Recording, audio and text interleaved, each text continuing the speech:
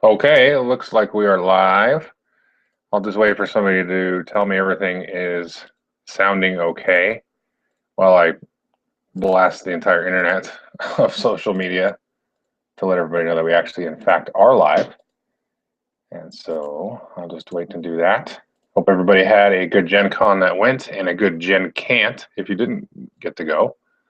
I didn't get to follow too much of the Gen Can't stuff, but I did a little bit. I'll just wait for somebody to tell me everything. Shut that down. All right. And then, so I have some questions from social media and things already that people posted prior to this thing firing off. So I'm going to go ahead and jump into some of those. And then I will kind of walk through the geek list of stuff that I put up. And then at the end, what I'm going to do is actually go over through the top 10 games of the show, kind of based on, I talked to a lot of people. A lot of people asked me what my favorite games of the show were. I asked them, and we talked back and forth about it. So I kind of did my top 10 of what I think the top 10 from the show will be, and then I have my own little top 5 of what I definitely think are the top 5 games from the show there. Let's just take a look here and see if anybody's actually watching. Yep. Okay, good deal. Yeah, the Google display here was showing wasn't even showing that I was live, but I know it's live because I can see the red dot. Okay, good. So got some feedback there. So first couple questions. The first one's funny, so I pulled this one out first. It says, do you think Fantasy Flight remade Fury of Dracula just so people would stop asking them to make the Fury of Dracula? I thought that was a funny question because everybody's been asking that for I don't know, however long. And I would say yes, they did, just to shut everybody up. That's why they reprinted it. Anyway, I thought that was kind of funny. Next question I saw was, how would you compare Warhammer Quest adventure card game with the Pathfinder adventure card game? And from the little bit that I saw, it was more like Lord of the Rings, the LCG, but I don't think it's really geared to be like monthly packs and updates and lots of deck building. It's a little bit more, I don't want to say simplistic, but it is more sort of action driven, where you have like 4 action cards and then you can get upgrades to those cards. And maybe it's got like some very loose like deck building elements as you level up and get new items and that kind of stuff. But it's meant to play over, I think, 5 scenarios, and then you actually don't know if you win or lost until the end. And whatever you do in the first scenario carries over, but it's like kind of a one-shot deal, just kind of extended over 5 play sessions. But there are like variants too, the guy said, where you can sort of like play like a one-shot, or level up or pick different scenarios and just kind of do them, or you can do like sort of a mini campaign. And I think the idea is that they'll be able to come out with sort of smaller expansions spaced out over longer periods of time, and not really have it so crazy like an LCG or the Pathfinder adventure card game is, with all this monthly updates and stuff. So that was my impression there anyway. The next question was thoughts on the 60,000 plus attendance and continued growth within the existing physical space in Indianapolis. And there was a follow-up too. 60,000 is awesome. I mean, that's great for Indianapolis itself, and also great for the convention folks, and also great for the publishers, of course. One little anecdote to kind of go with that was, you typically have like everybody running to Fantasy Flight and Asmodee, and it used to be Days of Wonder, but now they're with Asmodee. Like last year, Five Tribes was crazy, and this year Mysterium was crazy to get, and Fantasy Flight, of course, has had crazy days with Netrunner, and this year Game of Thrones sold extremely well for them, according to their statement at the in-flight report. But I did talk to Seth Jaffe and Michael Mendez of Taste of Minstrel Games, and they said even folks were rushing over to them to pick up, some of their Euros and some of their other releases that they've been having. And so even the smaller publishers were getting hit with that initial wave of people really wanting to grab the stuff like first thing in the morning. So that's really cool too, because that shows health, right? Because not only do you have the big Asmo Flight, conglomerate company getting a lot of the attention from consumers, but you get a lot of the attention also trickling off to the smaller folks. And that's, I don't know. Any economist will tell you that's a good sign in health for the industry. So I thought that was a cool tidbit.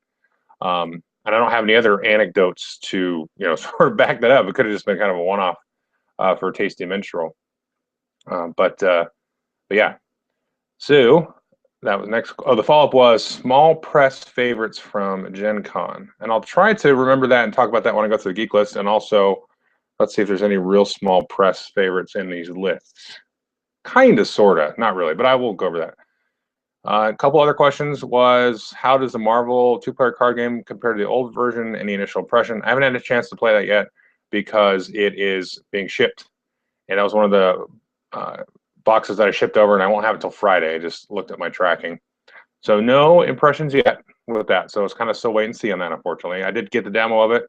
It looks cool. It looks very similar to the old one, but with some changes and all that. But we'll see. Let's see here. Next question is like a whole bunch of questions in one. I'll just go through them quickly. Did I play the role for the Galaxy expansion? No, but I talked to a guy that was demoing it, and I meant to get up there to Rio Grande and take a look at it, but I just couldn't because it's crazy, and I just didn't have time. And whenever I thought about it, it was like 10 o'clock at night. But he explained a little bit to me. They're going to have objectives, which I think are going to be kind of like goals in Race for the Galaxy. So you're going to have these other ways of scoring points and doing cool sort of like achievements. That's how I kind of always pictured goals and objectives in Roll for the Galaxy. So it's going to have like achievements and stuff. And there's going to be these black dice, and all the players can start with, I think, one of these black dice instead of one of the normal white dice that you start with. And I don't remember what the symbols were on there. And then there was like a third sort of module, and he said you could have these different modules, like you could add the objectives or just the black dice. There was a third one, and I totally forget because it was just like a brief conversation. Discoveries I will talk about. Interesting baseball highlights 2045 expansions. I didn't see these. I don't know if these are the ones they had sort of after the Kickstarter or whatever, but I know there's some that they just mentioned, and I wasn't really sure. I did get a look at the next question. Sorry, was about Through the Ages, the second edition. Or it's probably not the second edition, but they're really revamping Through the Ages. And I sort of got a little bit of info from Paul Grogan. It was super brief. He just was like, hey, basically we're working on it and beta testing it, and it's going to be ready for Essen kind of thing. I think he said ready for Essen, or at least around Essen. And they're really heavily testing it and crunching numbers and everything. I did get a sneak peek at the app that they're working on. It looks great. So I got some hope for Through the Ages. It's not definitely my favorite game, but it's something I've enjoyed playing. I haven't played it in well over a year, but it was kind of one of those that I would play like once a year or something. And I always kind of wanted to like it because I should like it because it's got some cool stuff and there's a lot to like about it. It just never really stuck with me. Let's see, last one, and then I'll kind of jump over to you guys.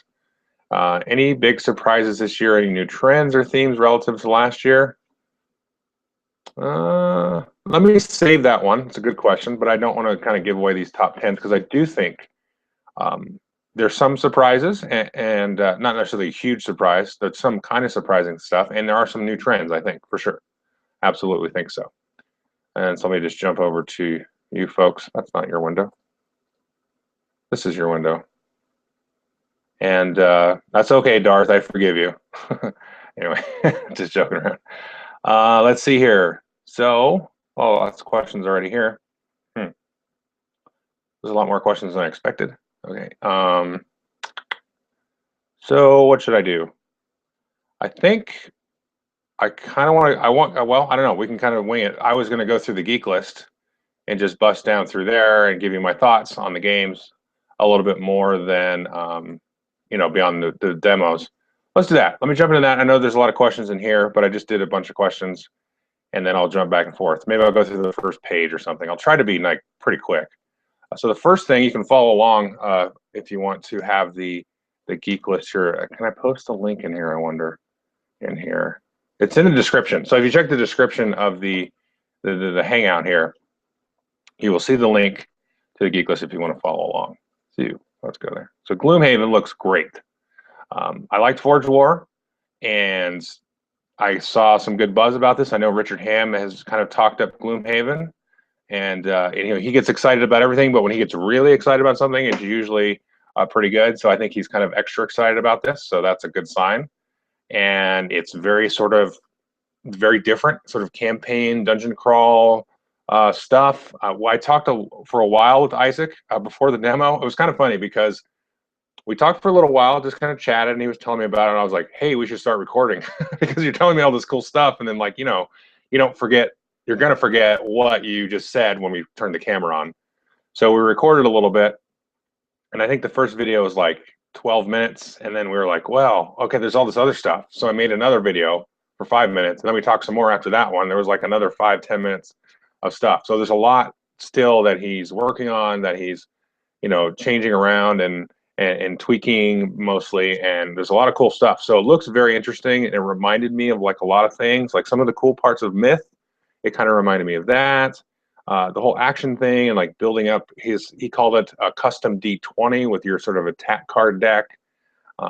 Cool stuff too. And I like, it's sort of like a deck that mirrors dice, which is I don't usually like, but we kind of talked through some more depth, and I thought, okay, so you've kind of gone a little bit of ways towards fixing some issues with that concept, with like certain cards triggering reshuffles and being able to upgrade the deck and stuff. So yeah, the Kickstarter is going to be pretty soon, I think. So definitely take a look at that one.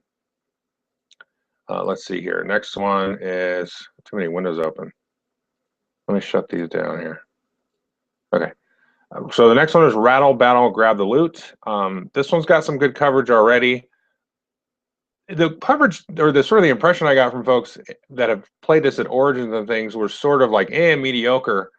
But when I sat there and sort of walked through it with them and saw how you could upgrade your pirate ships and everything, I'm pretty excited for this. I'm hoping it's decent 2-player because I can see my son being really into this. I haven't read the rules or anything. This is one I did bring home with me. I brought all the Portal stuff home with me, just because I actually fit everything in the Rattle Battle box. And it looks neat. I know it's very cool and interesting looking, so I'm excited to try it. And I think it looks like a cool production, and very different for Ignacy as a design, and for Portal as a company. So I'm definitely excited to give it a look. The next one is Tides of Time, and this may or may not be on the lists I talk about later. This is a cool 2-player drafting game that I think you have to play and sort of be aware of some certain things, because there's like a certain way that you could play it and it might fall flat, but then that would probably be just the first time you play it, and then you kind of learn and say, oh, okay, so if I hold this card from the whole game from the start to finish, then it would be really cool to play it that way and stuff. So this is a cool one. It's kind of one of those like ones that will sneak up on you, I think. So to me, this is, I would say, just as we're going through, this is an instant pickup. It's got a good price point. It's a 2-player drafting game, very sort of unique in that sense. I would check it out for sure. Next one is Imperial Settlers Atlanteans. I mean, this looks awesome. It's like a very different, cool faction. He does a good job of explaining it in the video. All the different cool stuff and how they enhance some of the existing factions and all that stuff. So totally take a look at that. And next one, Village Crone. So I have a small anecdote with this one, and I'll bring this up because one person kind of made sort of a nasty comment, and that's sometimes like one of the super unfortunate things about this is when I do these, and I'm kind of really leery now about getting somebody that doesn't know the game very well. I'm not saying that, of course, the designer in this case didn't know the game, but like I've had other cases in past years where somebody would make a mistake or something, and it's not even that really big of a deal, but somebody else posts nasty comments, and I could see somebody going, oh, I remember when that guy came along and put me on YouTube, and let's go check out the video, and then they got to see a comment, and they're like, oh, I feel bad now for the rest of the day. But I went back and rewatched this, and I think whoever made the comment is off their rocker because they were saying the presentation wasn't that good. And I went back and watched it, and I hadn't watched it since I recorded it, and I was like, it was perfectly fine. I completely understood everything about the game. But when we were in the hall at this point, it was like 108 inside the hall because they didn't turn on the AC. Tuesday, they didn't have the AC on. Wednesday, they didn't have the AC on until, I think, somebody went to the hospital. So somebody actually passed out and had, like, I don't know, minor heat stroke or something. I don't know the details, but all of these folks were setting up the hall, and it was like, I think 96 out with like 100% humidity or some crazy amount. And somebody said the target temperature, the dew point or whatever that thing is, was like 108 in the hall. And while I was recording, Anne Marie give a demo, I literally was like pouring with sweat, and all I was doing was sitting down, holding a camera and a mic, and I could tell she was exhausted too because they had just finished, I believe, setting up the booth. You wouldn't know it to watch the video, but I was super exhausted. I mean, it was just like magic. I was fine, and then we sat down and was like, "Oh my gosh, I have to get out of this hall."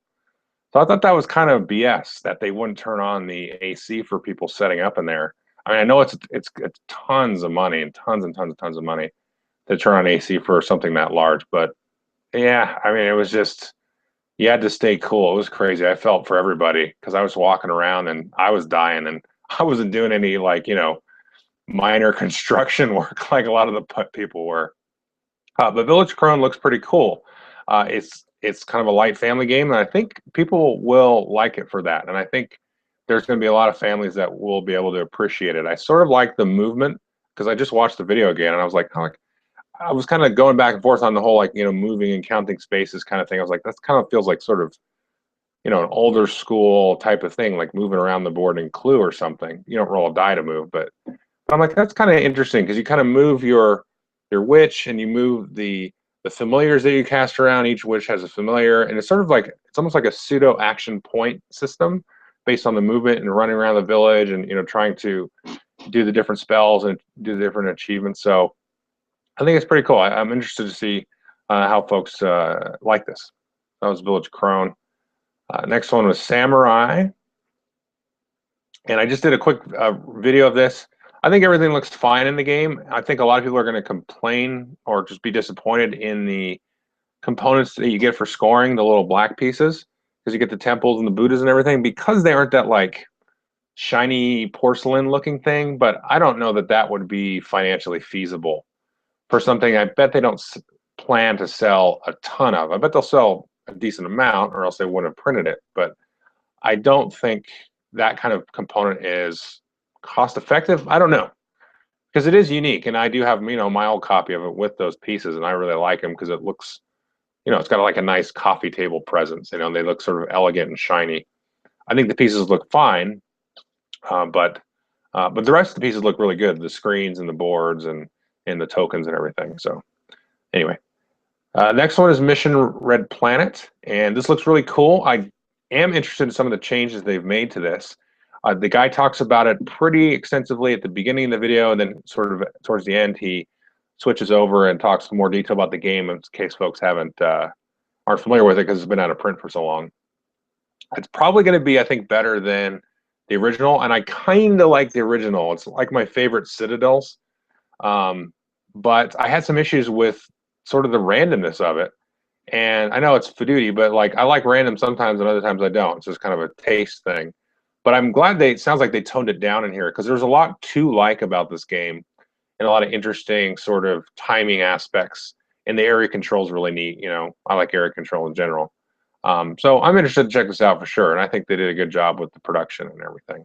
And there was the main change, if we're watching here, is the soldier was an 8, I think, and they moved him down to a 2. And then they broke out one of the zones into its own moon, so it's kind of like adjacent to everything.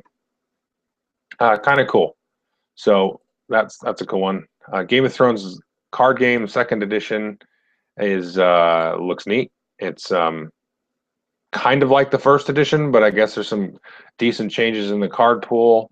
When the guy was going through all the rules and everything, I was like, this is just like the 1st edition, but I was missing the the different like roles that you can take to be sort of the money guy or the hand of the king and all that stuff. And that's still in there to just cards, which makes sense. So I'm definitely excited to try this one. I think they said, I'd have to go back and watch the in-flight report, but they said it was their like #1 seller at Gen Con ever. They sold out of it. They sold out of it pretty quickly. And I think it beat Netrunner, which I think was their biggest Gen Con seller up until now. So I was kind of surprised at that because, I mean, Netrunner has gigantic buzz and had gigantic buzz going into it. And this didn't feel like it had that same level. But anyway, so the next one is the Versus system. I'll do one more after this. That'll be 10, and I'll jump over to questions. The next one's the Versus system, and this looks cool. Like I said, I already kind of talked about it actually when the for the Q&A second. Excuse me, brain fart. Somebody asked a question earlier. I already talked about it, but it looks cool. I just haven't played it. It's on its way to me. Number 10 is I had to stop. So I did not schedule to do a video for a world championship Russian roulette, but I saw it was a 2 rooms in the Booms folks Tuesday night games. And I was like, what? What is the name of this game? And then I saw it was designed by Anthony Birch. And Anthony Birch does a web series with his sister, Ashley Birch, and their dad, and all kinds of other people are always in it. And it's hilarious. And they do like these short, like 2-3 minute videos. And it's about video games and stuff. And they're just like ridiculously funny. And Anthony and Ashley are both ridiculously funny too. And I was like, oh, okay, well, I have to stop and ask them about this. And then Alan Girding, who's the designer of Two Rooms and a Boom, he was there and he gave a great pitch, and an intro to the game. So I'm interested to check this out. It looks cool. It looks like it's got some cool different kind of push your luck mechanics. I have seen some comments about people not being okay with the theme, which I think is expected because it's Russian roulette. It's not a funny thing in real life. But it's also something I don't know. I want to try it though. It's like something I need to try. It's unexpected at the very least. So anyway, so let me jump over to your questions. Holy cow! I should have started answering questions. Okay, I wanted to do this in an hour, but that may not be possible. I might go a little long. I don't have a clock or anything. So let's see. Okay, first question. I'm just going to go through and try to catch up. You played Gloom Haven. What more info can you give us about the game? Well, I talked about that, some of the stuff. We had a lot to talk about. We could have done a lot more videos, but I didn't play it. And then a question was, how balanced are the decks in Runebound? Can someone get hosed by the first 2 to 3 draws? The decks. I think it means the quest decks. Not super sure on that. I don't remember any other decks besides that. I didn't play it though. Comment on only Gears of War, Middle-earth Quest, and Mansions of Madness left out of the big box games. Okay, I'm not sure what that question is. Ask me somewhere else to clarify later. Okay, next one. Sith, going to be great or still too early? I would say still too early. It looks awesome. The components look sick. I'll talk more about that when we get there. Grizzled, I'm verging on great. I kind of slowly am warming up to Grizzled. I'll talk more about that later. Gold West and Blood Rage I will talk about more later. Okay. Not a question. Aha. So it was Chaz from Paradise. It was very nice to meet Chaz. Chaz and I actually had a nice conversation with the web developer, or one of the web developers from Cool Stuff. Very interesting. We're all in computers in our day jobs. Of course, the guy from Cool Stuff is. And so that was very cool. And Chaz is a very, very nice person. I don't think you can ask for a nicer person. Maybe Rodney Smith. Chaz Marler will give him his run for his money, though. So very talented and funny individual, Chaz. He's great to hang around with. So next one, Letter Tycoon. I wish I would have known about this earlier. One of my roommates, Lloyd, gosh, I can't remember Lloyd's last name. Lloyd, I'm brain farting. Anyway, he's on the Longview podcast now doing the Clook Looks. He said he absolutely loved Letter Tycoon, and that since I liked paperback so much, that I would really like it too. So I wish I would have known about it. But I talked to somebody else about it, and they asked me, hey, have you seen Letter Tycoon? It's really good. So I think the initial buzz there is decent. Kalis back in print, going to review it. Yeah, I'll definitely review Kalis. Top 3 games you played at Gen Con will be on here in a minute. Yeah, Tasty Mitchell sold Steamworks and Cthulhu Realms well. I'll just mention it now. The one thing I feel like I missed for sure was the 2 Tasty Minstrel Euros, Steamworks and the Gold. What's it called? Gold West. Sorry. I feel like I don't know why I didn't realize they were coming out with them at Gen Con and stuff. So I knew they were at Kickstarters and stuff. And I don't know. A lot of good buzz about those 2 Euros. And like I said, Seth said that people ran up and really got them. So that was one of the things I feel like I missed. I got about I was about 45 videos all said for Gen Con 2015, and I had almost 60 for last year, so I was like 15 short of what I did last year, but I kind of feel like I'm only really 5 short, but based on what was there, you know, and some of the stuff I missed. But that was the one thing I really felt like I missed. Let's see, next question. Mafia Cuba. I got that. We got a rules explanation of it. And Asmodee has like this presser event thing, which is kind of cool. I got to play some cool stuff there. I got to play a game, actually. Let me take a quick side note. A game called City Mania or Mania City. It was a prototype. I don't think it's even coming out until next year. That was pretty cool. It was kind of sort of a medium, family to medium weight game. It's got a Sim City sort of feel. It got a weird sort of like tile building, tile selection thing. Very different. Sort of like a cross between Subdivision and Suburbia. Definitely heavier than Subdivision and about the same as Suburbia. Take a look at that one when it comes out. I don't want to explain all the rules because, you know, we're trying to be quick here. Terra versus Fauna. I haven't played Fauna, but Ted actually mentioned Fauna when he was giving me the demo of Terra. I'll talk about that more in a minute. Let's see. Yeah, so last year it was a lot of games that incorporated smartphone technology. Didn't seem like there was a lot this year. It's true. Now, Ted Alspach is going to have a couple of things that are technology. He's going to have the Castles of Madam King Ludwig app, which I should have got a video of. And he's also going to have an app that goes with Favor of the Pharaoh. So that looks really cool for the setup. And as far as there was a big Golem Arcana presence, they had a lot of tables in like Hall E and Hall D. And so they were there in pretty much force there. But yeah, there was not a lot of like, there was no like new XCOM kind of game. There was no new XCOM announcement. So maybe it didn't sell very well, but I really like that game. Sorry, a little parched there. But yeah, not a lot of new technology stuff. Let's see, London Dread. I don't know what that is. Somebody tell me what that is. I didn't try that. I didn't get a chance to check out Time Stories. Let's see here. Mafia Cuba. Discoveries I'll talk about later. There was nothing really on the Pyramids expansion for Eldritch Horror. It's a new sideboard. That's all I kind of know. They didn't have any components out in the case. I was kind of disappointed in that, but you know, it is what it is. They just had the box cover there, or else I would have gotten some kind of small little video for that. But yeah, let's see. Thank you. Thank you for watching. Did you get a chance to play Tricerion? Any impressions? I feel like I've played that before. I don't know though. I didn't get a chance to play 5-Year Mission, the Star Trek game. I didn't hear a whole lot of buzz about it. Yeah. Did you hear anything about Robinson Crusoe going to Portal? Yes. So the Portal had an event, kind of like the Fantasy Flight in-flight event. Not as big, of course, but they sold out of that event. And Ignacy gave a talk on that. And they have gotten the distribution rights back for North America, so they're going to bring Portal over to the US again.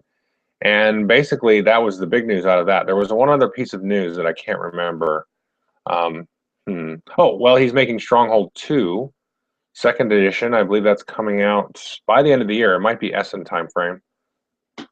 I'm excited to check that out. And I believe there's another piece of news, but I forgot. But they're really switching over to become, you know, sort of self-distributing kind of thing, like CGE. Let's see, next thing.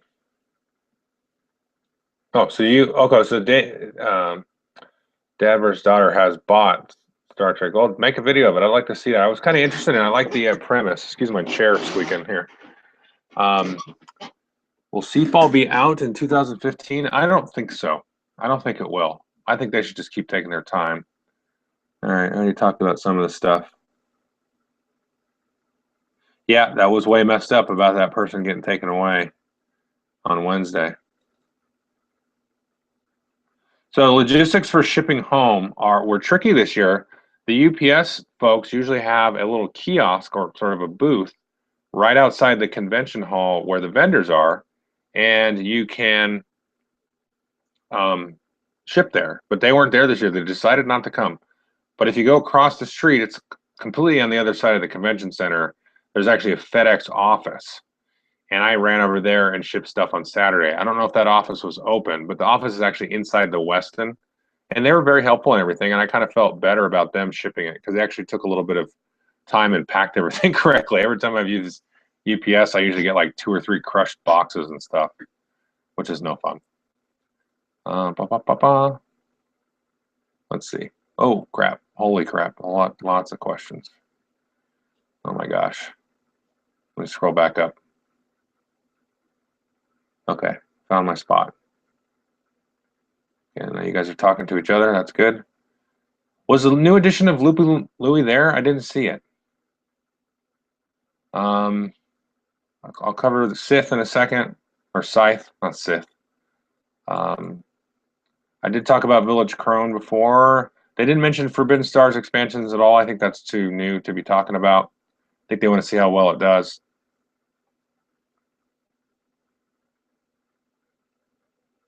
Right. Oh, Chris Schreiber makes a good point. The new Lupin Louie will be called Lupin Chewie, right? And he mentions it's not going to be teased because it's kind of linked to the new Star Wars stuff, which at the very end of the Fantasy Flight presentation, they kind of talked about, episode 7 material that they can have because they do have the license for that, all that stuff. But he said they can't talk about any of it until like it's on the boat. So it means like basically they don't get to announce it beforehand until they've already printed it and all this stuff. So I would expect next year, well, I don't know, at some point next year, them to have a lot of stuff. So, all right, let me scroll down.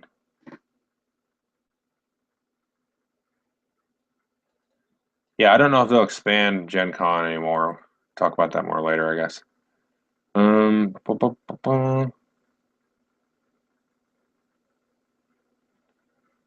right. You guys talking a lot about Lupin Chewie.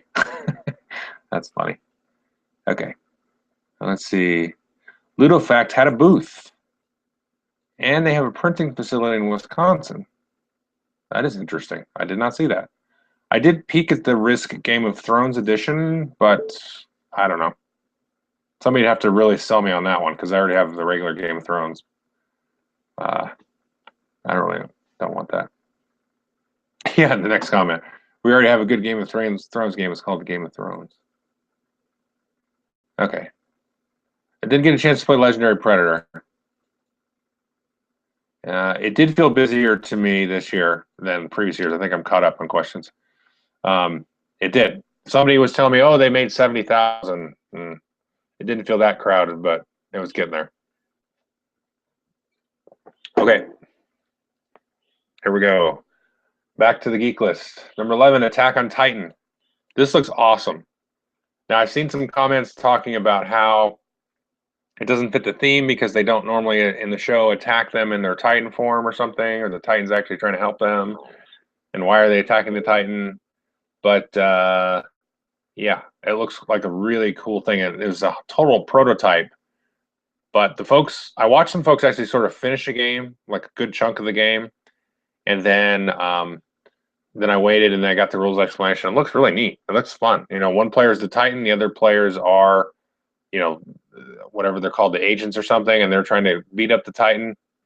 So it's got kind of like an ogre feel where like one player's this super massive behemoth of a thing, and everybody else is these little dudes that are like jumping around and stuff. I don't know. It looks kind of cool. Like it's got some Yahtzee stuff and some different card play, and the game mechanics. I don't know anything about the anime, but the game mechanics look pretty cool for a light little game. Number 12, Monster Laundry. This isn't a game I would get, but Hob is, really making a presence in the United States now. I love Rhino Hero, and this looks like a fun game, for kids and stuff. And this was the one game that seemed to have. I don't know if this is their only new game. There were some other games I hadn't heard of, but and some that I had, but I wasn't sure if this is their only new game. This is the only one they showed me, and this seemed to have a little bit of buzz, about it with the folks that I know that have small kids and things. So it looks cool. I mean, I'd play it. Number 13 is the Ghostbusters, the board game. This had some pretty good buzz. I talked to some people that played it, and for what it is, it kind of looks like a Descent or Imperial Assault kind of thing, but super not as involved. I don't know. I mean, not that those games are really that involved, but it looked neat, and the figures and the boards and everything look pretty cool. It looks like it could be kind of like a nice sort of family dungeon crawl because you're not really killing anything; you're just capturing ghosts. So you could play this with your kids and stuff if they like Ghostbusters. And um, yeah, they're trying to get licenses for some of the other Ghostbuster material, maybe some of the upcoming stuff. So that might be pretty cool too. We'll see. I think this might be a decent game to get folks. I don't think it's going to blow anybody out of the water that's like a hardcore gamer, but um, I talked to a couple of like super Ghostbuster fans, which I didn't really know was a thing, but apparently it's like, there's a lot of people that really, really are into Ghostbusters. And they were like, I don't know if they had rose tinted glasses, but they were really into it and they thought it was awesome. So that's all that matters, right? I mean, if you're a Ghostbuster nut and then it just does its service, then they've succeeded. It looked cool. I mean, I totally would play it. Next one is Dark Dealings. This one I actually did get a chance to play, and then also this demo video, and really cool. It's like For Sale, but like on steroids. Which, when you watch the demo video, you might not get that, but I know they ran a successful Kickstarter. I would take a look at this when it comes out. I don't know how many are going to be available because it just, it funded to a certain amount, so there's going to be some in distribution, but not a whole ton of extras. I would pick this up if you can, because if you like a For Sale sort of lunch break style of game, but this is For Sale with definitely a little bit more meat on it.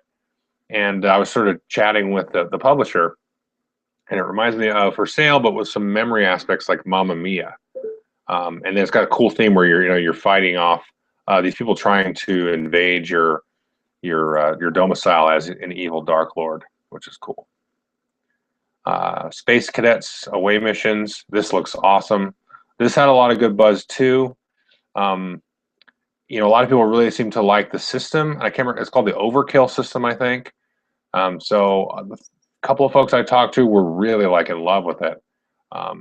So yeah, I didn't talk to that many folks that played it, but the couple that I did were like, yeah, I'm totally getting this. It looks great.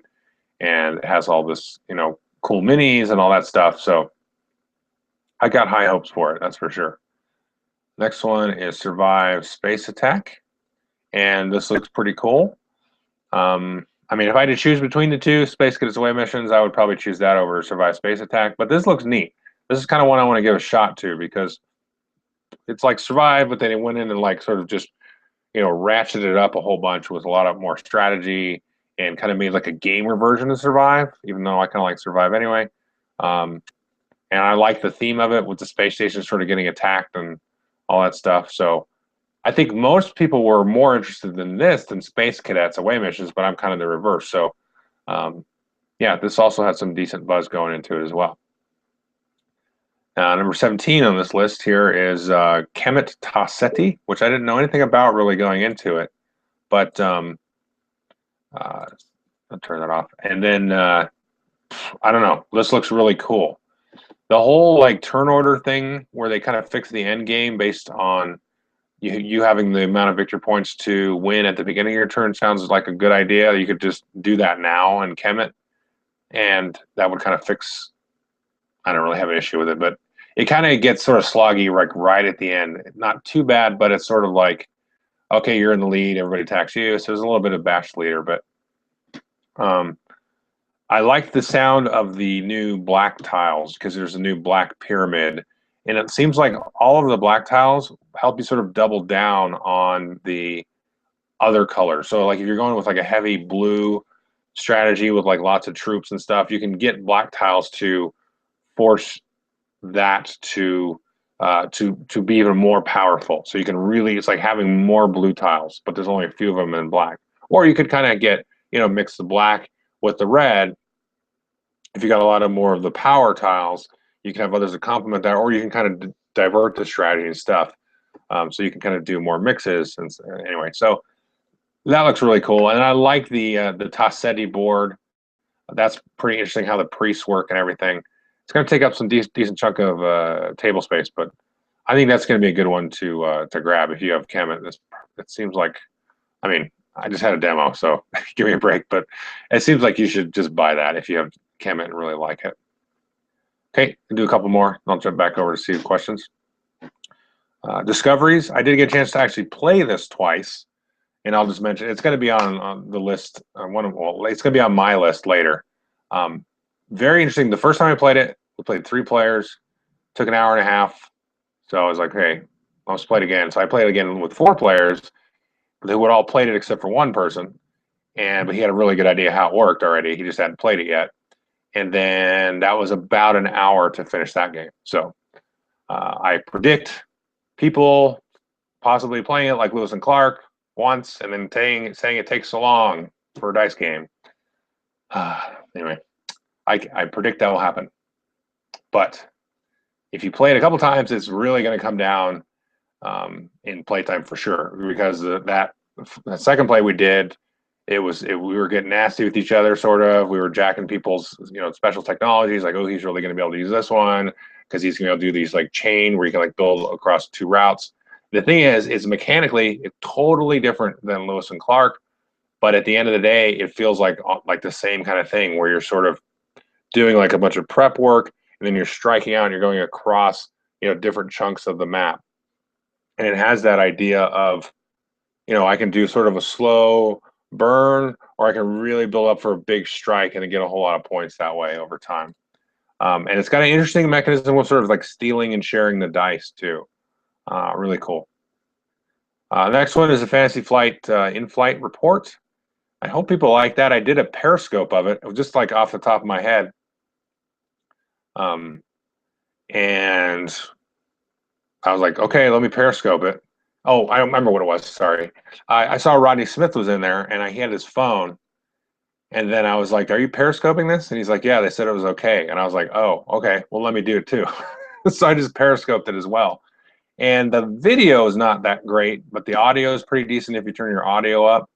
I think next time, if I were to do something like this again, which I'm not saying I would, but I would bring like a selfie stick or something, or some kind of like tripod real quick, and just sort of fix it so it wasn't shaky. And I would I just kind of went in there just expecting to watch it, not really record it. But I mean, the Periscope worked pretty well, and it didn't really eat up that much bandwidth of mine. It was less than 200 megs of bandwidth to broadcast that whole 40 minutes. So not a problem at all. I think it's a great way to do it. And it's kind of like, I mean, you were watching it and you were live watching it with me. So that's neat. Okay, last one, then some more questions. Favor of the Pharaoh. This is like a reimagining or new version of To Court the King, which is designed by Tom Lehman, who did Race for the Galaxy and all that. That was an old game, but this one they've really like blown it out of the water and just really, I mean, it's not a completely different game because the same sort of core is there, but there's a ton of new stuff added to this. And this is one of the things that he's going to have an app for, because it has sort of like a Dominion-like setup where you can, put out different tiles and things that you can buy, different special abilities that you end up purchasing and adding to your display. And so you can do a quick sort of setup with the app, which is neat. That's cool. All right, that's 20. We're getting there. Go back to the... I didn't see much Dice Master stuff either. Let's see. Decent Euros at Gen Con. Well, it sounds like the Tasty Minstrel stuff is good, and people were liking that. And let me look here at my list. There are a couple of Euros on my list, and sort of the other list. Not a lot. You do Essen for the Euros, but there were some Euros. There was no like Panamax was there last year. Five Tribes was there last year. So not a ton. I mean, you go to Essen for the Euros. I don't know what World of Smog on Her Majesty's Service. I don't know what that is. I didn't see that at all. But there's a lot I didn't see. I mean, there's so much to see. Chris asked, did Plaid Hat mention when Lost in Space might happen? No, but I actually talked to Isaac Vega about this. I don't know that I asked him the question. I don't remember. We were on another sort of podcast, and somebody asked him that. and that sounds like it's probably 2017. I don't know that it would be, or maybe end of 16, because I know there's an expansion for Dead of Winter in the works. There's another Crossroads game being worked on. And I can't remember if Isaac was driving the one that's Lost in Space, or if he had a different one. I think he has another one, and Jonathan Gilmour, who's the other co-designer, was doing Lost in Space. And I think they were kind of kicking it back and forth. So it's in development, that's for sure. Let's see. What games do you play after the vendor hall closed? And who did you play against? I played a lot of stuff. Usually kind of party games, quick games.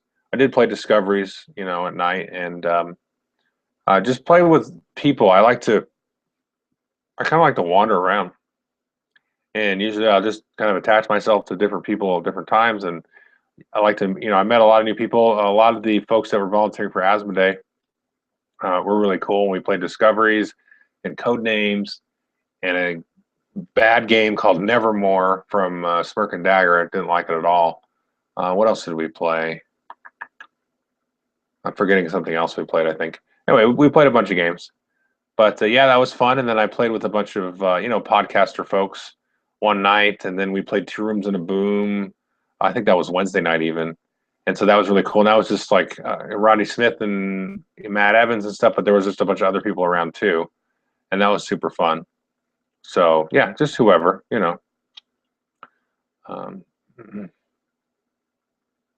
Pandasaurus re-release of Bowser's Open Sesame. Didn't see anything from Pandasaurus. Jeez. What are the new combat cards? What is that in regards to? I don't follow. Pedro asked, what are the new combat cards? Let's see. Aiello's new game with mask art by, I didn't see that one either. Is that the Fox one? I think yeah. Is that the one with the Fox masks? Tell me if that's what you're talking about, Chris. Yeah, there was no Dice Masters info that I saw. I don't have any SDJ prediction. Okay. Oh, I see what you're saying. 1901, Flick 'em Up, or Grizzled. Grizzled would never win an SDJ. It's too grim. It's too dark. 1901. Those guys are really picky, like really, really picky, and there are like two minor issues with the rule book for me that I don't think are good because they're all ideas that you've got to pick it up and read the rules and go. And there's a couple of sort of like it's not 100% clear on what you can do in the rules. And I'm not the only one that thinks this, because we had a 1901 thing at my game shop the other day, and I had to go over there and sort folks out because they were doing it wrong. Well, that's not actually true. I went over there and watched as the guy that ran the shop sorted them out, but there was two groups really struggling with the rules, and they just opened and read the rules. So the rules aren't bad, but there's an imperfection there that I think would disqualify it from something like an SDJ, which just has to be like so pristine and perfect. Flick 'em Up. Is that my list somewhere? Yeah, maybe it's a dexterity game. That'd be cool if it won on the Spiel des Jahres. Until Periscope supports landscape videos, I'm in the hater camp. Yes, me too. But whatever. It is what it is. Oh, damn it. I think when somebody asks a new question, it jumps. Would you care at all if Periscope wasn't landscape by next Gen Con? Seems like, yeah, I don't care. I mean, who cares? It didn't use I recorded for 45 minutes, a full presentation that could have looked better if I would just, had a tripod or something and was like standing in like the optimal distance from that screen, because it's kind of hard to record a screen too. It's live, whatever. You can record it with a real camera and upload it and do all that stuff. But I think the whole point is to keep it quick, not use a ton of bandwidth, so people can use it in different situations where they might need to, be sending video and stuff. Let's see, Lobotomy and Steampunk Rally. I didn't see those. See.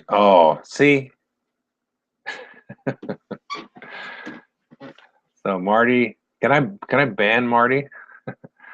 So Marty Cannell asks, is your butt still sore after the Hiroshima Hex match? Yeah, a little bit. You know, it's a little bit sore. So you guys apparently discussed some kind of strategy or something, and Matt and I just kind of showed up. Anyway, all right. Wouldn't be a taunt. It wouldn't be a show without a taunt from somebody. Where's Chris Peach anyway? All right. Any surprising no-shows? Sorry, Martin. Have a good comeback. Any surprising no-shows? I don't know. I don't know. Was there more Deadpool or Harley Quinn cosplay? I saw more Deadpool. I didn't see a lot of Harley Quinn. I was disappointed that I didn't see more Mad Max cosplay. That's what I was disappointed in. That kind of sucked. I did see some Papers, Please cosplay. Papers, Please is an indie video game where you are at a checkpoint on a border crossing and you're examining people's documents and deciding whether or not to let them into the country. It's a fake country. It's awesome. It's hilarious. It's awesome. It's also got lots of commentary about, communist states and all that.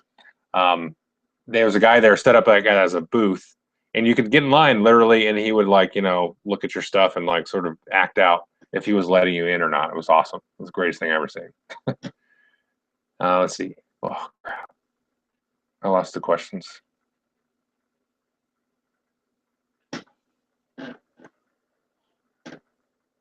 Oh, the new combat cards in Kemet. Those are neat. Okay, so maybe he showed them to us. Maybe he didn't show them in the video. One is cool because it'll give you a ton of strength, but you have to kill off 2 of your own units. And then there was another one that was sort of I can't remember, but they're just sort of new strategies that you have to be aware of when you play if they're mixed in, because somebody can just kind of go full bore and sacrifice the units just to get that victory. So yeah, I don't know, kind of cool.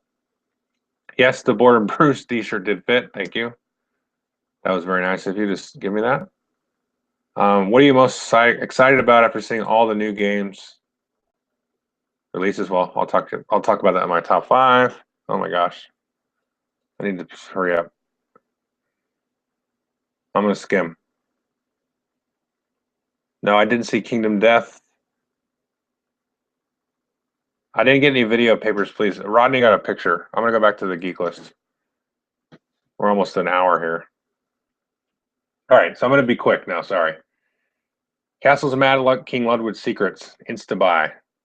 If you have the base game, awesome. I love the moat. If you watch the video, he explains the moat, and you don't have to build a moat, but you can. If you do, you get a bunch of points.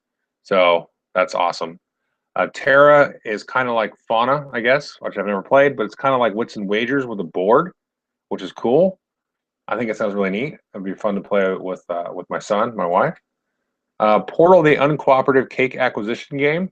I don't know about that one. The guy explaining it explained it, but it didn't look very fun. Hard to say. It was hard to say. Maybe it's fun, but it didn't look very good. Sorry to say that. Next is Mage Wars Academy. This looks awesome. It's being shipped to me. I hate that's the one thing I hate about Gen Con is I carry a few games on the luggage and ship the rest. And this is one I put in there, and I'm like, this one in Versus I really want to get out and play. Onitama, this isn't really a new thing, but Tox was kind enough to sit down and kind of re-explain the rules. It takes about 30 seconds to explain the rules. It sounds like they're really going to go all out with the production of this, so I'm being really interested to check that out. Could be a nice little quick 2-player game.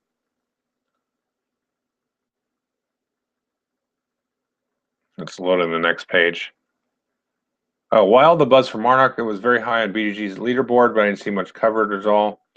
Yeah, some people told their people to go vote for stuff at BGG to get it up the buzz, or if you were really close to the BGG booth, you say, hey, just go over there and mark it up the buzz, and I don't know. So maybe they did that. Not that there's anything wrong with that, but maybe that's why. And other people didn't even know BGG has the booth to do the buzz. Sorry. Okay, the Grizzled is good. I talked about that earlier. I didn't hate it at first, but I was kind of, okay, this is okay. And the more we played, And the more the rules we got right, because there's this like, you forget a rule or forget that you could, you could do something and stuff like that. And then once you kind of get over that, they're not like super hard rules. It's just, people are kind of rushing at a convention to get a game played and stuff. Really neat game. I think, I went and ordered it from Miniature Market actually today. I already ordered mine, so now I can tell everybody. If you order from them and you just get their fixed rate posting, it's like $21, and you could get it at the show for $20. So you basically get it for, a good price right now. So go to Miniature Market. I would say definitely get it. I'll talk more about it later though, but I really enjoyed it. The next one, Sentinels of the Multiverse RPG, called the Sentinel Comics RPG. Not a big RPG guy, but I do like getting RPG books and reading them. I just don't have a group that plays them. And this looks neat. I mean, it looks like a very kind of light RPG. I don't know if you mentioned in the video, but he kind of mentioned it being more like the Fate RPG. And it's got a very sort of kind of cool dice-driven thing. You see a lot of those like RPGs, like the sort of the Edge of the Empire, Star Wars RPG has that kind of thing. And but there's all like these different permutations on how you roll the dice and stuff. And looks cool. I'll definitely check it out. Next one is deck building. The deck building game, which has been kickstarted and all that stuff. It looks like a fun, light, deck building game. So yeah, I mean, it looks okay. I think it might be fun. Next one is the Undercity and Iron Kingdoms Adventure board game. This one looks cool. This had a decent amount of buzz. It looks like more of like an Arcadia Quest style game where it's very sort of like a video game where it's sort of a hack and slash thing, or like maybe playing, you think like Gauntlet, the board game, but it has some light RPG elements and it's very sort of quick to set up and play through. And I think I might like to play this one with my son. So this looks neat, and their sculpts are just ridiculous, I mean, their sculpts are maybe the best in board gaming. I'm not sure. I mean, Cool Mini or Not's really good too, but a lot of their sculpts, even for this board game, were just, I was like, wow, that's not for a miniatures game. Really cool. Next is Runebound third edition, excuse me. Yeah, so this looks neat too. It's hard to say. There's kind of like a mixed buzz about this one. I'll talk more about that in a little bit, but yeah, it looks interesting. And some people were like kind of hating on it, and some were really liking it. So next one is the Imperial Assault Return to Hoth expansion, which, I mean, it is what it is. If you like Imperial Assault, it's an instant pickup. I like how they have Leia in there. I like how they have some of the snow troopers, and they've got the Wampas, the big guys that captured Luke, those like snowmen in the cave kind of thing. That's kind of cool. I don't know who controls those, like the Imperials or what. But that's neat. Next video, tons of Star Wars X-Wing stuff. Go watch that. X-Wing's awesome. I don't play it anymore though. Number 33 is Codenames, and I played that 6 times at the convention. So not to spoil anything, but it could or could not be at the top of one or both of my lists. All right, next is Shadows of Brimstone Wave 2. These look really awesome. Hopefully they're not a pain in the butt to put together like the old ones were. I kind of was looking for some of the flaws in assembly. I don't know if these were full production or what, but it didn't look like there was a whole ton of assembly or not. So, I mean, you have to glue them to the bases, which is fine, but I don't know. We'll see when those come out. Obviously, if you don't like Shadows of Brimstone, that doesn't concern you. Number 35 is Scythe. I would say Scythe. Scythe. This looks cool. This and Gloom Haven were probably the 2 coolest prototypes I looked at. And, yeah, it looks like a nice Euro-ish, area control type of thing with a little bit of combat and stuff. So it's kind of a huge hybrid of a whole lot of stuff. So we'll see how well that all works together. But I know a lot of folks are really interested in this, and the miniatures and the art and the graphics and the gameplay and everything sounds really, really neat. So very unique, everything like that. So I'm definitely interested in it for sure. Okay, let's get going here. Ninja Camp looks really cool. It looks like a nice kind of lunchtime filler game. It's on Kickstarter right now, so if you want to check it out, you can. Travis is a great guy actually, and him and Lance Meister are, I think, have become fast friends. Um, so that's good. He's a fun guy to hang out with, and a lot of enthusiasm. And I didn't like Heroes Wanted very much at all. And anyway, it's an interesting conversation because he doesn't hold any grudges. You know, you think sometimes a publisher would when they really shouldn't, but anyway, we have a funny relationship because he'll tease me about not liking it, you know, and everything. So, but this game looks pretty cool. I like the idea of it. Take a look at the video for more of the gameplay. It looks neat. Next one is Scoundrel Society is one I'm a little bit more interested in. That one already was been on Kickstarter, and it's got sort of a okay. So if you've played High Society from Reiner Knizia, um, it has that sort of mechanic where if you're in first place, you lose, kind of thing. Not really, but if you watch the video, he gives you a good idea of the gameplay and stuff. And you're basically stealing from a mark. All of us are sort of scoundrels, like dirty, rotten scoundrels, and we're stealing from marks and trying to get the most money, but also not get caught. So very cool. Next one is the next expansion for Evolution called Climate, and I think that's not going to be out until next year. But they offered to show it to me, and I was excited to because I enjoyed the base game, and especially with the new expansion. This looks really, really awesome, actually. I love the mechanics and how this sounds. So definitely watch the video. He does a really good job of explaining it, and very cool sounding. I'll just leave it there. Couple more. Okay, all this Battle Lore second edition stuff is going to make me go broke. That's kind of my one. You know, people like X-Wing, people like different kinds of games like that, where it's kind of like lifestyle games.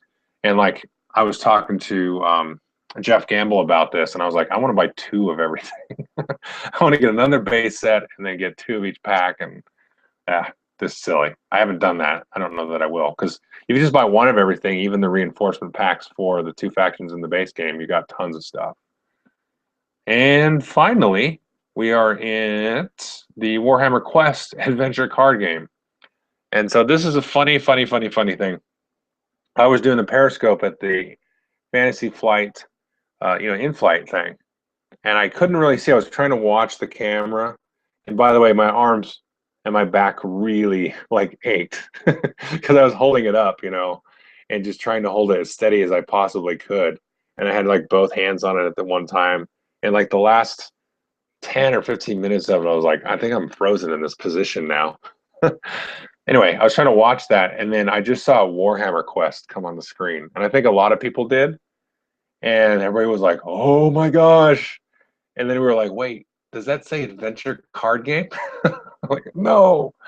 So there's kind of like the air went out of the room. You could totally feel it because everybody was like, "Oh my god, they reprinted Warhammer Quest," and I think literally like you would have heard like people would have stood up. I don't know. So interesting thing, I think because they're doing the Warhammer Quest card game, maybe that means they have the license for Warhammer Quest and they could print it maybe next year. Maybe there's kind of a build up for that. But after sort of coming down off of that initial sort of bubble bursting, it did sound like a pretty neat game. And I did talk about, my impressions at the very, very beginning from some of the Q&A. But yeah, so we'll see with that one, right? All right. Let me jump into a few more questions that have come through. Let's see. Yes, Portal does not look good. The board game, not the company. Okay, what did you think of the re-implementation of Runebound, especially using tokens for combats instead of dice? I think it sounds neat. You roll a bunch of tokens and you kind of spend them. It reminds me of Forbidden Stars, where you have, you roll a bunch of dice at the beginning and then you kind of organize them. And instead of like just, assigning them, you have cards that sort of trigger off them and augment off them. So this is sort of similar where you roll it up and you have to sort of choose to go attack versus defense versus special abilities and all that. That sounds neat. I don't know. Upcoming Kickstarters that we should keep an eye out for? Scythe. Gloom Haven. Yeah. I don't know. I can't think of anything else off the top of my head. Did you get to play Masmorra Dungeons of Arcadia? I don't know what that is. Sounds like Arcadia Quest thing. What reactions you heard at Gen Con about Plaid Hat games being bought up? Mostly sort of people not knowing what to think about it, because it sounds like they're going to get better distribution in in Europe, which is good for Plaid Hat. So that's good. I will say, I mean, people were not happy that it was Z-Man that bought them, because Z-Man, and I'll directly quote some people without naming them. They say Z-Man doesn't know how to keep things in print. I can't say I argue with that too much. So there is issue with that, because there's a reason that Portal is bringing Robinson Crusoe over to them, and companies are starting to go direct to America without any sort of middleman. Yeah, so we'll see how it plays out. Oh, and the other thing was Z-Man is like, I think they're, what do you call it? They're exclusive with Alliance distribution. I don't get into any of that, but I'll be able to find my game somewhere.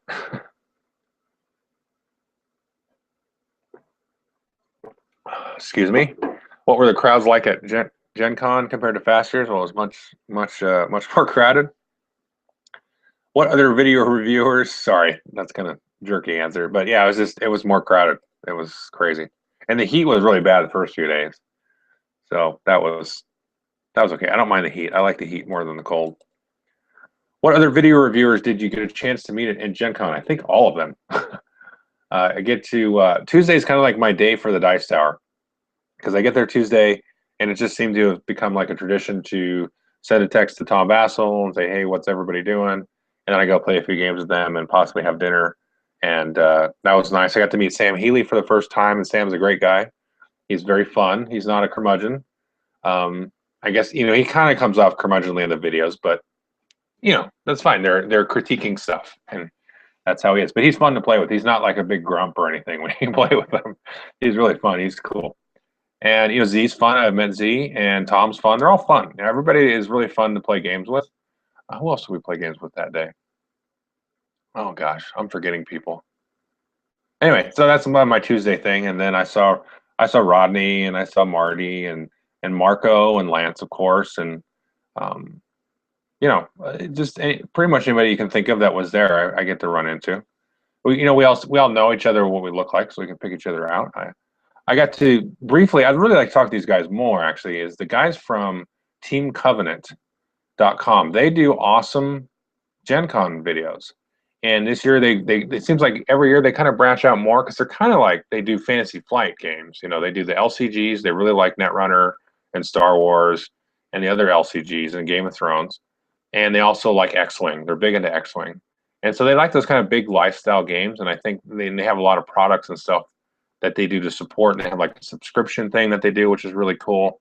So you don't have to worry about keeping up with the different packs and the X-Wings and all that stuff. So they got a really cool spot that they sit in the hobby, a certain type of gamer that they cater to, and kind of a hardcore gamer. And but they last couple of years and this year they really branched out and sort of done some coverage of more of the board game stuff. More of what you would think would be kind of like the BGG side of the hobby. But they do excellent. I mean, they've got like a team. They've got fancy mics and all this stuff and multiple cameras going. Really good stuff. And I saw them last year, and we just like said hello, passing each other, and kind of the same thing this year. And so anyway, I really like what they do. It's good. We need more of that. It's good to have healthy mixture, different folks, all doing cool stuff. All right. Let's see. I have played Voyages of Marco Polo. I thought it was awesome. I only played it once. I don't own it. Did I check out Pack a Game Little Games? No, because I didn't mark the appointment on my calendar. Yeah, I feel like an idiot. That was the one thing I missed because of just whoops, I didn't mark it. And the whole day I was thinking, I feel like I'm missing something. Where's this gap in my calendar? And I just never marked it. Let's see. What games from Gen Con are you going to bring to Dragonflight and Sasquatch? I don't know what Dragonflight is, and I'm not going to Sasquatch this year because I'm actually going to go to BGG Con for the first time. Okay, so let's do the lists. I caught up. So we're going to do here top 10. And these are what I feel like were the big games. Not my top 5. These are like what I think everybody else's. If I were to mix everybody else into one big pot and, give or take, I think I'm confident in my top 5 of this. In the bottom 5, I'm less confident, but this is just from talking to people and stuff. So first thing is honorable mention of X-Wing Imperial Assault stuff. Everybody was super excited about all that. You could actually get the latest sort of Wave 2, the Boba Fett expansion. I can't remember what it's called. Something Shadows. You could get those, but not a Fantasy Flight for some reason. The display cases were zoo when they broke out all the expansions and everything. They had like a guy there just kind of yelling at everybody to keep moving for like 3 hours after they, showed open the cases. So honorable mention to that stuff, of course, which would be high on everybody's buzz list. But then working down from 10 to 1, number 10, I'd have to say Scythe. Lots of people that got to check it out. Mostly like video folks that it looked really cool. And a lot of people that went into the room, you could like book time to play test and stuff. It has a lot of buzz going for it. That's the only prototype on here that wasn't really for sale, but I thought it's worth mentioning and putting it in number 10 because there was a lot of good buzz about Scythe. Now, Roombound is number 9, and the reason this is so sort of high on the list is because there's a lot of mixed buzz, but a lot of people really rushed to get this. And out of like all the new releases of Fantasy Flight, like the Warhammer Quest game, Fury of Dracula, and Mission Red Planet, and all those kind of newer games that weren't just X-Wing and stuff, Roombound seemed to be the one that people are most interested in checking out. And I'm interested in checking out, and I think it sounds neat because I never played the originals. So I think that has some good buzz. Number 8, New York 1901 seemed to have a lot of good buzz. I've talked to a lot of people that were really impressed with that. And I think they were surprised by it as well, because I was surprised by it being so fun. And that really had a nice, good amount of buzz. And a lot of people said they really enjoyed that one.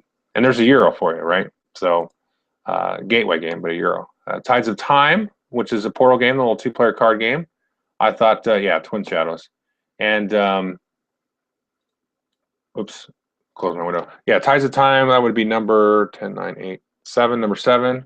And lots of people really enjoyed that. And that's a good convention game. You're with your buddy. It takes you, 20 minutes to play the thing. And so lots of fun people had with that. So that seemed to be a really popular game. Probably the most popular out of the Portal group as well. Flick 'em Up, that would be number 6. A lot of people really enjoyed this. That did sell out. I think that was probably, I don't know if it was Z-Man's best-selling game, but it was the one that for sure sold out. And I didn't get a chance to play it either, but I got to listen to Jeff and Lloyd after they played it, and they were, I think I was back in my room, it was before dinner, I was uploading a bunch of videos. They said, we're going to go play Flick 'em Up for about an hour, then we'll go get something to eat.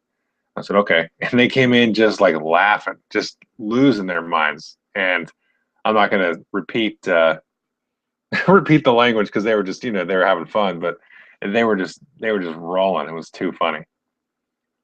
Okay, and then number 5 would be Mysterium. This obviously was selling out every single day. Funny anecdote, I don't know if this is true. You'll have to go and research for yourself if this is actually true. They would sell a certain amount of copies every single day, and then they were selling $50 a piece. And literally somebody went and bought a copy, I think it was Friday or Saturday, bought it for $50, turned around, not 10 feet from their booth, and says $250, and he sold it.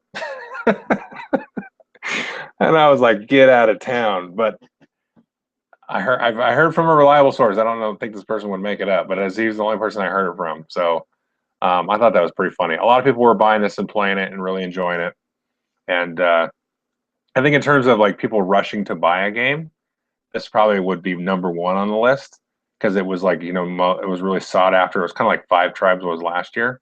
But yeah, so it's definitely my top 5. Like I said, I'm real confident that people, it's going to be very high on a lot of people's lists. Number 4 was Ashes, and I believe they sold out. I'm not sure if they sold completely out, but they sold like a ton of copies. They brought so many copies. And all the folks that I talked to playing it were like, yeah, this is great. We really love this. And, they had a great time with it. So that's my number 4, Ashes. I did a review on that if you haven't seen it. If you want to check out more about it, I love it too. It's an amazing game, honestly. It's awesome. Number 3, I would put the Grizzled. And a lot of people, this was another one of those, it's easy to play at a convention as well because it's so short and quick and you can carry it around. And I think people really started to get into it. I could really see after the days kind of went by talking to people, and it had a similar effect on them, I think, across the board as it did with me and everybody else I played it with. It was very easy, quick playing co-op, very tough, but some cool sort of things to check out about it. Definitely take a look at that one. Number 2 would be Blood Rage, and that is from Cool Mini or Not. Sorry, spaced out. And they had very few for sale actually, but a lot of people really rushed and grabbed it and picked it up. And everybody I talked to that that played it was like, "This is the greatest game, the best game I've ever played in my entire life." And everybody I talked to was like, "Oh my God, did you play it?" Like, when you talk to somebody and they're like, "Hey, did you check out Tides of Time? That was really cool." Like, you can get some of the excitement. But then when I talked to people that played Blood Rage, they were like, I'm like, "Oh my God, are you sweating? Like, are you going to be okay?" So the excitement from Blood Rage was very high from those that played it. Not a lot of people played it because I only think they brought about 100 or 200 copies all told. But the folks that played it were just like, "Holy cow."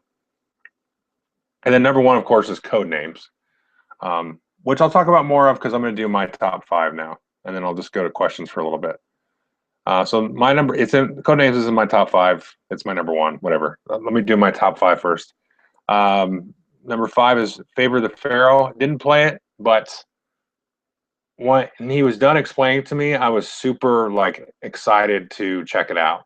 I didn't really ever have that much of a desire to play to Court the King just because it was Yahtzee, some other cards to change the abilities, but this is just so expanded upon, and you don't just have normal 6-sided dice, you've got specialized 6-sided dice and different colors of dice, and they all do different things. And it's kind of like Dominion, where you're using the dice to get new special abilities, and those special abilities will help you get more dice or get different abilities, so you can buy more special abilities. And it's like a deck building thing now, which it kind of always was, but it's just so much variety and just tons and tons of tiles and everything. I was like, "Oh man, this looks great. This looks right up my alley." My number 4 was the Grizzled. I mean, I talked enough about the Grizzled. It's awesome. Like I said, I picked it up from Miniature Market. Hopefully it'll be here next month, probably, I'd expect. My number 3 was Discoveries. Like I said, it's a lot like Lewis and Clark. It was my number 1 expected game, of the con. So there's that, but we had a great time with it, and I'm really looking forward to it. The cool thing about Discoveries is I think I'll be able to play it a lot more than Lewis and Clark. It's got a little bit of a barrier to entry because it's not like a quick and easy light dice game. It's got some chunk to it, but once you kind of get over that hurdle, and it's not as big of a hurdle as Lewis and Clark, but it's still a little bit of a hurdle, then I think the folks will be able to get into it and quickly play it. And it's very unique and interesting game. Number 2 for me is Ashes. It's kind of weird, but it's that good because I kind of went into the convention on a high from Ashes. And I was like, well, this is probably going to be my game of the convention at the end of the day. And if you had me to ask me, would I rather play Ashes than Discoveries or the Grizzled or Favor the Pharaoh? Well, yeah, absolutely. So anyway, go watch my review on that. But number 1 is Codenames. Now, Codenames, like I said, I played 6 times. Codenames is awesome. It's a unique experience. It's got 1 part Spyfall. It's got some of this sort of word association thing.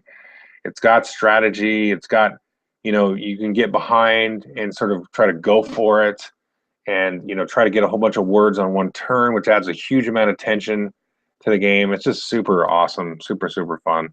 And to me, it's a no-brainer. It's you've got to check it out because I think it's like a $20 price point, and it's cool because the thing about Codenames, excuse the chair, is it's really cool because it's kind of like a party game, but it's also sort of thinky, but it's not a quiet kind of thinky because there's discussion, and there's some hooping and hollering. Like I said, there's an excitement to it, so that has that party atmosphere. We played it. Marty was playing with us, if he's still watching. It was 14 of us. There was 2 captains, of course, and then 6 on each team, so 7 on 7. And we played a couple of games of that, and it was a lot of fun. It maybe took a little bit longer than when I played it the next day, when we played it with 3 on a side. 1 captain and 2. Was it 3? I can't remember. It was 3 or 2 on the side. Anyway, so that's a little quicker, right, with that manageable player count because there's not so much discussion that people are sort of second guessing each other so much. But it's still really fun with a big party, you know. And so if a game can play 14, that's cool for a convention, but you can also play it with like 6 or even with 4. So that's awesome. That's great. And it has the social deduction without like the lying. So I have people in my group that don't like One Night Ultimate Werewolf, even though it's like, one of my group's favorite games. There are people that don't want to play it at all. But I think this kind of game they'll be more ready to play than like a werewolfy resistance type of game where they have to lie and all this stuff. Because there's no like frustration. I mean, that can be frustrating in one night, and stuff like that. If you don't like that, I mean, I love it, but if you don't like that kind of game, that can be super frustrating.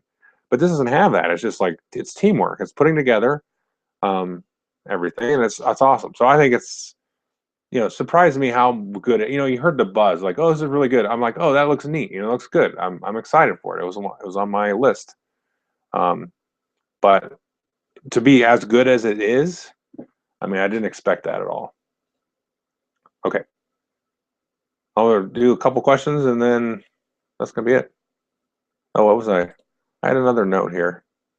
Oh, like I said, the one thing I feel like I really missed was the Tasty Minstrel Euros, because I heard a lot of good buzz about those, and like I said, they sold through, and so I feel like God, I wish I would have been more, upfront in my consciousness about those being there. So that was my kind of that would be kind of like my disappointment of the show would be those. Did you get to talk with Vincent Dutrait, artist for Discoveries and Lewis Clark? No, I did meet him. The designer, Cedric, he demoed Discoveries, and then we actually played a full game after the video, and then I played again the next day.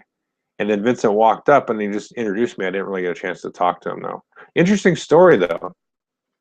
Cedric actually told me this, is for Lewis and Clark, Vincent Dutrait said that he had to be the person that did the art for the game because he previously illustrated children's books, I believe, and I think he did a series on like Lewis and Clark and that whole sort of period of history in American history. And so I don't know if it wasn't clear to me, but it's almost like I don't think he even got paid to do the Lewis and Clark art. I think he eventually did, but I think he sort of did it up front without no upfront money or something because he was like, no one else will be doing this art except for me. I thought that was a very interesting thing. I'd like to know more about why he so badly wanted to do it and things. So I think that's it. Oh, there's a question. What cons are you doing in the next year? Well, I'm going to BGG Con, and then I'm not sure. I'm not sure after that, honestly. Yeah, so I'm thinking no Gen Con next year for me. Yeah, so there I said it out loud. Yeah, I don't think so. It's multiple reasons. It doesn't really matter. It's not like a sad thing though. I don't want to come off like a sad, oh, you're not gonna be doing Gen Con anymore. It's just so many reasons. So it is kind of a lot of work this year for me. So anyway, that is what it is. I'll talk more about that later if I feel like it. But definitely going to BGG Con. So, yep. Okay, so was it the year of the expansion? Yes, it was. Definitely the year of the expansion. And the trends, that was the question. I'll kind of wrap up with this unless more questions come in. A lot of questions I'm seeing here at the end I've already talked about towards the beginning. But the trend to me actually is the social game. Because we've had Resistance and One Night and other games like that, and now Code Names. And I think that is sort of still going strong. There's still a lot of that style of game happening. So I'm very interested to see where that goes. And yeah, I think that's kind of the trend. It's like I said, people have kind of said this for a while. People are sort of targeting down towards the more Spiel des Jahres nominee. and you know, that's kind of where people are going to. So I think part of that is the social versus that, you know, the lighter stuff is going to be a big deal. But Fantasy Flight, on the other hand, it, like, you know, any trend, there's always people in the exceptions, and um, Fantasy Flight seems to be going towards the bigger game because they're re-released Runebound. And it's like, I don't think that's going to be a very quick game, and Forbidden Stars is not a very quick game. And Christian Peterson talked a lot about it in the presentation about he wants that big, rich, beefy experience that takes a while to play. And I think they're cognizant of they don't want to take 8 to 12 hours. They want to kind of cap it around the 6-hour mark. That's just a gut feeling. So, but I think it's I think it's interesting. I think the social thing is good. I think it's good, and I think you see a lot of Cards Against Humanity and sort of apples to apples. You know, Fun Employee. You get a lot of those sort of like knockoffs that happen, but some stuff like Code Names and even One Night Werewolf with the app and everything. Um, I think there's more design space there that people can really get into and explore. And I think that's kind of where the game is going to go for a little while. We'll see though, because I feel like it's cresting a little bit, but who knows? That's just all wishy-washy stuff. All right, sorry, kind of rambled there. Exploding Kittens was not my number one. You shut your mouth. All right. There was one question here. With regards to attending Gen Con, is the Gen Con hotel discount worth the aggravation of dealing with the craziness that happens the day you try to book? No, you should definitely try to book through Gen Con because it's a severe discount. It is a noticeable discount. Absolutely, I would not try to go around that. And that's one of the reasons I'm not interested to go to Gen Con. It's there's a lot of reasons. I mean, there's a ton of reasons, but I don't want to get off in a ramble. This has already been an hour and a half. Anyway, I appreciate you guys watching. It was fun. Thank you for the questions. And hopefully, if you have more questions to kind of follow up, go ahead and reply on Board Game Geek or in the comments here and stuff. And I will shut it down now. Thanks. Bye.